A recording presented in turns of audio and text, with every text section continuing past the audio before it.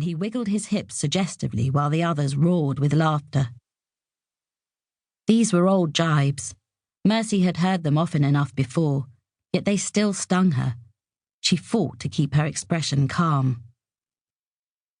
"That's about your level, Billy Dorr," she retorted, "attacking old women and making coarse jokes. Your ma must be really proud of you." Billy responded by pelting her with mud. His action encouraged his companions, and soon Mercy and her grandmother were ducking under a hail of missiles. "Stop it! Stop it!" Mercy rushed at Billy. He ducked under her arm. As he did so, one of the other boys ran behind her back and kicked Blanche in the shins. At her grandmother's cry of pain, Mercy spun round and caught the culprit by his hair. "Ow! Let go!" the boy yelled, his face screwed up with pain. He tried to kick her too.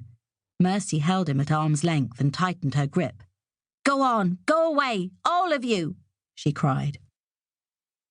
The boys hesitated, and one made a move towards her. She clenched her fists tighter, and her prisoner gave a yell. "I'm warning you, I'll pull harder," she declared. "Oh, go blasty!" shrieked the boy. "She am pulling my hair out by the roots!" Reluctantly, the others moved away. Only when they were out of sight did Mercy loose her hold, and the snivelling boy shuffled away, rubbing his head. Just before he turned the corner, however, he bent down swiftly and picked up a stone. It caught Mercy a glancing blow on the arm. Wincing with pain, she was annoyed to find she was shaking. It was silly to let a few stupid louts unnerve her so. They were a pretty cowardly bunch, but it was not fear which distressed her. It was the fact that her grandmother had been the butt of the scum of the village yet again. Oh, why did she do it? It was bad enough that she made herself so unpopular with her high and mighty ways, but why did she have to invite ridicule too by getting so hopelessly drunk? Blanche was sitting on the ground now, her legs sticking out stiffly in front of her, her arms clasped around the bottle. Mercy went over to her. "Are you all right, Gran?" she asked. Slowly, Blanche looked up. Her dark eyes, glassy with drink, were disapproving.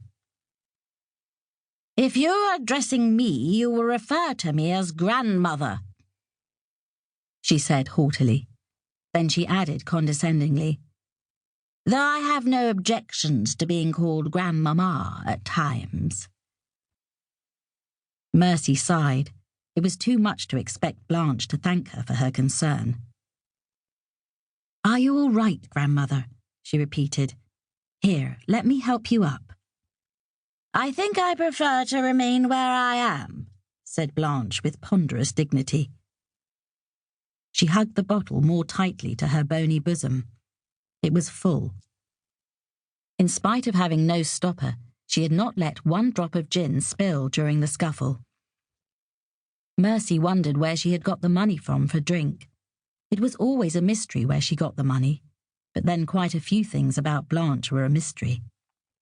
"You can't sit here in the dirt," coaxed Mercy. "Come on, let me help you up and we'll go home." "I shall sit wherever I choose." An obstinate note had entered Blanche's voice. "Oh no, please don't let her be awkward. Not now," Mercy silently pleaded. She knew all too well how difficult Blanche could be when the mood took her, and it was always she, Mercy, who had to cope, for Ma and Lizzie were afraid of Blanche's sharp tongue and domineering ways. Joey was too young, and as for Pa, well, when did he care about anything other than his own pleasure? He preferred to spend all his time in the oak. His mother could sit in the lane until eternity. He would never lift a finger to help. "Please, Grandmother," begged Mercy. But there was no response. In desperation, she tried to lift the old woman. Blanche simply went rigid, making any attempt to remove her impossible. Mercy knew better than to go for assistance. No one in the village would be overeager to help Blanche.